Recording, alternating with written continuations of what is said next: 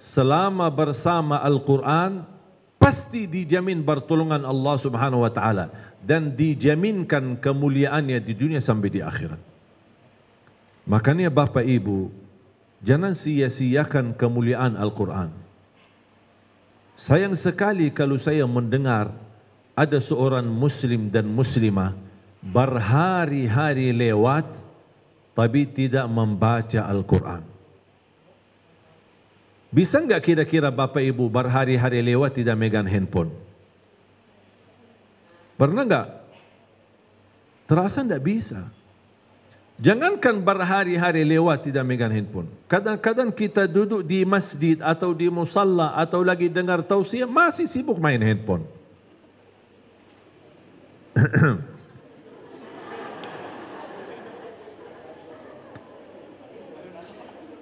Jadi luar biasa, nampaknya tangan kita gatal kalau tidak megang handphone. Pas bangun pagi pertama yang dilihat HP. Mau terakhir pas mau tidur terakhir yang dilihat HP. Begitu mau tidur bersama HP. Tidak bisa HP-nya jauh dari tempat tidur kita. Nak nyaman, kemana-mana bawa HP. Luar biasa. Jadi bahkan ini sebenarnya fasilitas dan kemudahan untuk mempelajari dan membaca Al-Quran. Semestinya kita zaman ini harus mampu mengalahkan para sahabat. Kenapa harus mampu mengalahkan sahabat Rasulullah? Karena di zaman Rasulullah tidak ada Quran. Tidak ada Quran. Yang ada apa? Ketika turunnya wahyu, Rasul panggil sahabat namanya petugas penulis wahyu. Karena Rasul tidak bisa nulis. Panggil beberapa pilihan yang dipilih oleh Rasulullah SAW. Ayo, ada ayat baru turun, tuliskan. Di mana mereka tulis? Di atas kulit unta, kulit kambing, tulang unta dan tulang kambing. Di situ tersimpan ayatnya. Habis sudah terkumpul, dibagikan kepada para sahabatnya. Jadi bisa ayat ini ada di saya, sambungannya ada di tetangga, sambungannya lagi ada ke sana ke sini. Tak ada sampai Rasulullah SAW meninggal dunia, belum terkumpul Al-Quran jadi satu buku atau satu mushaf. Baru zaman Sayyidina Abu Bakar As-Siddiq dijadikan satu. Tapi belum bisa dibagikan karena baru ada satu mushaf. Kemudian di zaman Sayyidina Uthman, baru dibikin satu mushaf lagi, kemudian diperbanyak mushaf itu dan dibagikan ke dalam negeri maupun ke luar negeri. Sekarang mohon maaf, Al-Quran serba ada. Warna-warni ada, besar ada, kecil ada, mau apa saja modelnya ada, yang bagi bena suara ada, yang bagi terjemahannya ada, terjemahan sejarah total ada, sejarah kalimat demi kalimatnya ada. Bahkan HP kita, semua macam-macam fasilitas untuk aplikasi belajar Al-Quran ada. Tapi masih malas baca Al-Quran. Masih berhari-hari lewat tidak baca Quran. Padahal Bapak Ibu, Al-Quran menjaminkan kita jadi orang mulia dunia sampai akhirat. Al-Quran kunci kebahagiaan. Al-Quran kunci keberkahan rezeki. Al-Quran imam. Al-Quran petunjuk. Al-Quran keselamatan.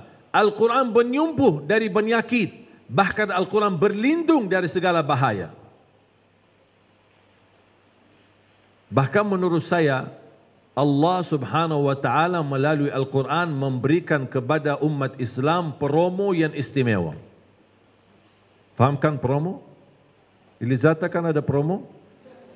Sering-sering ada promo kan? Ada diskonnya atau ada beli barang ini dapat ini satu gratis. Ada kan? Pernah enggak ibu ada promo beli satu kain apa atau baju apa tapi dapat hadiah 10 kain yang lain? Ada enggak gitu? Rugi kan? Subhanallah, begitu ada promo dari manusia di pasar, di mall, di mana-mana kita betul-betul memanfaatkan. Tapi selama hidup saya belum pernah saya menemukan ada promo beli satu ini dapat gratis 10. Beli botol ini satu dapat 10 botol gratis. Beli baju ini dapat 10 baju gratis. Ada enggak? Tak pernah ada dan tidak akan bisa ada. Tapi promo Allah, baca satu huruf Al-Quran, Allah berikan pahala 10 kebaikan. Tapi sayang sekali masih lebih berlaku promo manusia dan belum berlaku promo Allah Subhanahu Wa Taala. Satu huruf yang kita baca dapat 10 kebaikan. Bismillahirrahmanirrahim dalam segi bacaan hitungannya 19 huruf, tapi dari segi tulisan pahala malaikat menulis 190 pahala. Rugi kalau kita tahu. Ini sebenarnya kalau kita berbicara logika bisnis, tidak ada yang lebih bisnis besar daripada Al-Quran. Menguntungkan dunia dan akhirat. Dan tidak ada ruginya sama sekali. Jaminan tidak ada ruginya sama sekali bersama Al-Quran. Bahkan ada orang berkata, mohon maaf, saya sebenarnya ingin baca, tapi bacaan saya masih belum bagus, masih belum sempurna, masih berbata-bata. Saya takut salah-salah mulu, makanya kadang-kadang tidak jadi baca Quran karena takut salah. Ini sebenarnya bisikan syaitan. Kadang-kadang syaitan membisiki kita, bu, bacanya aja belum beres, belum benar, daripada dosa tidak usah baca. Itu namanya bisikan syaitan. Terus gimana kondisi orang yang masih berbata-bata dan masih sulit dalam membaca Al-Quran? Jangan khawatir, ada berita gembira. Bukan dari saya, tapi dari Rasulullah sallallahu alaihi wasallam. Walladhi yaqra'ul Quran wa yatata'ta'u fihi wa huwa alaihi syaq lahu ajran. Barang siapa yang membaca Al-Quran, kemudian dia berbatah-batah dalam bacaannya. Terima kasih ya Rasulullah. Sepertinya Rasulullah tahu umatnya di akhir zaman banyak berbata-bata. Makanya sudah memberikan solusinya di waktu itu. 1400 tahun yang lalu sudah Rasul memberikan solusinya. Masih berbata-bata, terhitung pahalanya selain satu huruf 10 kebaikan. Allah berikan kata Rasulullah 2 pahala. Buat apa 2 pahala? 1 karena mau membaca Al-Quran. Yang kedua, karena kesulitan dan berbata-bata dalam membaca Al-Quran, Allah hargai perjuanganmu, Allah berikan pahalanya. Subhanallah. Bahkan satu ayat, ini sekalian menjadi amalan untuk Bapak Ibu. Satu ayat, dan saya yakin semuanya hafal, ayat kursi. Tapi Bapak Ibu tahu enggak pahalanya? Tahu enggak pahala ayat kursi?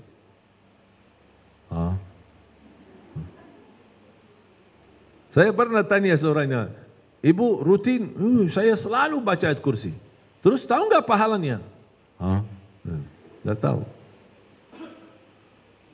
Amalannya mulai hari ini, jangan tinggalkan ayat kursi setiap habis salat. Assalamualaikum warahmatullahi wabarakatuh. Assalamualaikum warahmatullahi wabarakatuh. Astaghfirullah, astaghfirullah, astaghfirullah. Allahumma antas salam wa minkas salam. Sampai selesai, langsung baca ayat kursi. Terus zikir yang lain gimana? Subhanallah 33, Alhamdulillah 3, tak apa-apa. Sambil jalan, pulang ke kantor, menjalani tugasnya, bisa teruskan lanjut sisa zikirnya. Intinya, kesibukan apapun, jangan tertinggal ayat kursi habis salat. Apa kata Rasulullah? Rasulullah SAW bersabda, Man qara'a ayat al-kursi dubura kulli salatin, laysa bainahu wa bainal jannati illa an yamut. Barang siapa yang membaca ayat kursi setiap habis salat, dijamin masuk surga. Dan tidak ada sesuatu yang mampu menghalanginya. Cuma satu ayat, bayangkan Bapak Ibu. Kalau satu ayat saja jaminan masuk surga. Gimana kalau Bapak Ibu terus mengaji Al-Quran setiap hari? Gimana kalau kita bisa mengkhatam Al-Quran berkali-kali? Minimal 1 bulan 1 kali.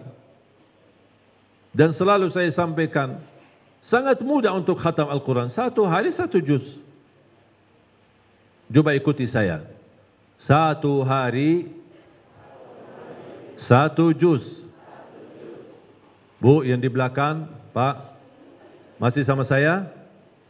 Ya, tolong simpan HP-nya dulu sebentar.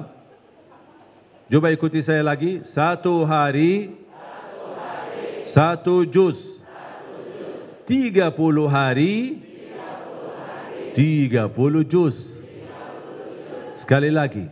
1 hari 1 juz. 30 hari 30 juz. Sekali lagi.